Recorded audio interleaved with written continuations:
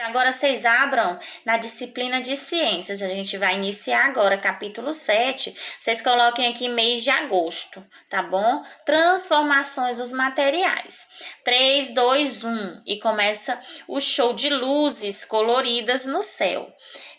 Após acender o pavio, os materiais que compõem os fogos de artifício sofrem diversas transformações que resultam na transformação de luzes das mais variadas cores. As transformações dos materiais ocorrem em diversas situações do nosso dia a dia. Aliás, nesse exato momento, inúmeras delas estão ocorrendo nos ambientes. É nesse assunto que vamos estudar. Tá bom, pessoal? As transformações dos materiais. Aí nós observamos aqui na página 188 e 189, tá? Página seguinte. Os materiais são transformados. Leia a situação a seguir. Que cheiro delicioso. Venha cá, Fábio. Estou preparando o almoço. Tá aqui, ó.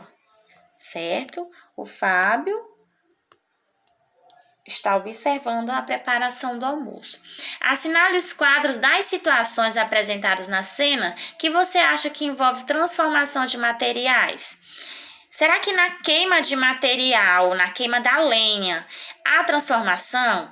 Com certeza, né? Ela passa da madeira para cinza, né? Cinza, fumaça, há uma transformação aí que acontece. Nos alimentos cozinhando também acontece? Com certeza, né, gente? Ovo fritando também, né? E a casca do ovo quebrado também, né? Ao responder as questões acima, você deve ter percebido que diversas situações do dia a dia envolvem a transformação de materiais. Algumas dessas transformações são reversíveis, outras são irreversíveis. Gente, transformações reversíveis são aquelas, aqui, Transformações reversíveis são aquelas em que os materiais podem retornar ao seu estado original após serem transformados, tá bom?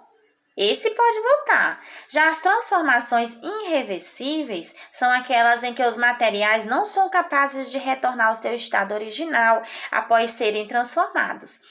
Reversíveis podem voltar ao seu estado original, irreversíveis não pode voltar ao seu estado original, tá bom? Se quebrou, se houve qualquer tipo de modificação, ele não vai voltar. As irreversíveis. As reversíveis teve um probleminha, porém ela voltou ao seu estado normal, tá bom? Página seguinte, nós temos aqui, diz assim: veja exemplos a seguir. A água líquida que está cozinhando os alimentos se transforma em vapor em determinadas condições. Esse vapor de água pode retornar ao estado da água líquida. Esse é um exemplo de transformação reversível. Ele se transformou em vapor, mas ele voltou ao estado líquido, tá bom? Depois de frito, o ovo não adquire novamente as características que apresentavam logo após ser retirado da casca. Aqui, o ovo.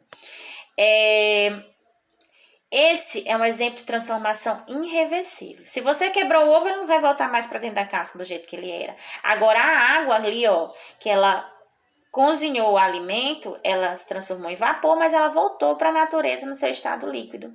Tá bom? Bem aqui embaixo tem assim, observe a fotografia ao lado. Que tipo de transformação a queima da lenha representa? É reversível ou irreversível? A lenha volta ao normal depois de queimada, pessoal? E o cozimento dos alimentos? Reversível ou irreversível? O alimento volta ao normal depois de cozinhado, gente? Uma pergunta que a gente faz quando a gente for caracterizar em irreversível e reversível, tá bom, pessoal?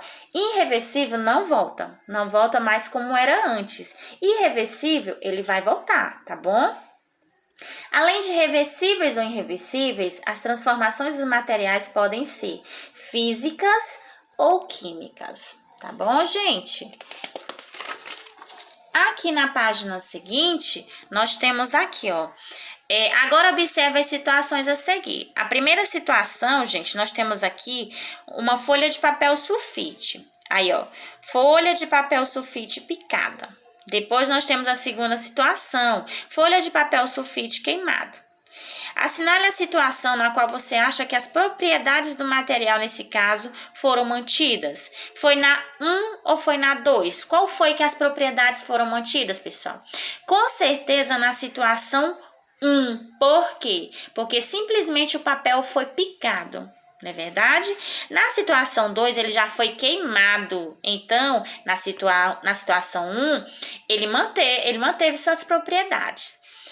Nas transformações físicas, os materiais mantêm suas propriedades após serem transformados, como ocorreu com o papel após ser picado. Propriedades físicas. O elemento mantém suas propriedades, tá bom? Já nas transformações químicas, também chamadas de reações químicas, quando elas ocorrem, viu, gente? Formam-se novos materiais que apresentam propriedades diferentes do material original. Ao queimar o papel, ele é transformado em cinzas e ocorre a liberação do calor, por exemplo. Gente, transformações físicas, os materiais mantêm suas propriedades, eles não modificam, que foi o caso bem aqui, eles modificam, no caso, o formato, que era que o papel inteiro ele passou a ser picado, porém, ele manteve suas propriedades, tá bom? Já na queima, ele não mantém mais as suas propriedades, tá bom? Houve uma transformação química, certo? Ele foi transformado em cinzas e também ele liberou calor na queima desse papel aqui, tá bom? Aqui embaixo, de maneira geral, podemos reconhecer que ocorreu uma transformação química quando há formação de gases, mudança de cor, liberação de calor ou luz, entre outras evidências. Então, é dessa forma aqui que a gente pode caracterizar ela como uma transformação química. Podemos reconhecer que ocorreu uma transformação química quando há formação de gases, mudança de cor, liberação de calor ou de luz, entre as outras evidências, tá bom? Página seguinte, nós temos aqui, as transformações podem ocorrer por causa de diferentes fatores, como a umidade, a luz, o aquecimento e o resfriamento. Vamos estudar alguns exemplos? Alguns materiais, como a sílica gel, absorvem a umidade do ambiente, sofrendo uma transformação. Veja, nós temos aqui a sílica gel antes de absorver a umidade. Ela é o quê? Azul. Aqui nós temos a sílica gel após absorver a umidade. Ela ficou o quê? Avermelhada, não foi? O que aconteceu com a sílica gel absorver a umidade? Ela mudou de cor, né? De azul, ela ficou um pouco avermelhada, uma cor rosa, por aí.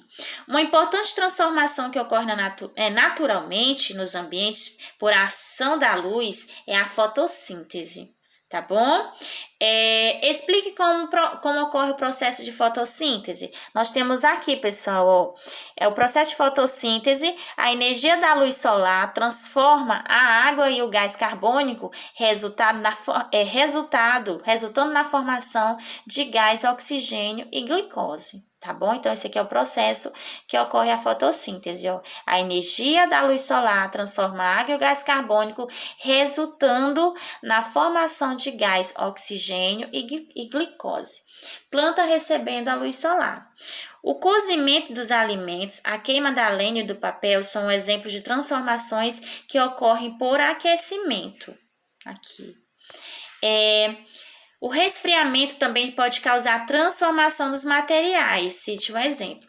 A gente pode citar, pessoal, aqui, a água que ao atingir cerca de 0 graus Celsius passa do estado líquido para o estado sólido. Isso quando a gente coloca a nossa tacinha de gelo no congelador, ela estava no estado líquido, né? E aí ela passou a ficar no estado sólido. Quando a gente tira a nossa tacinha do congelador e a gente deixa lá em cima da pia, ela vai passar do estado sólido para o estado líquido, tá bom?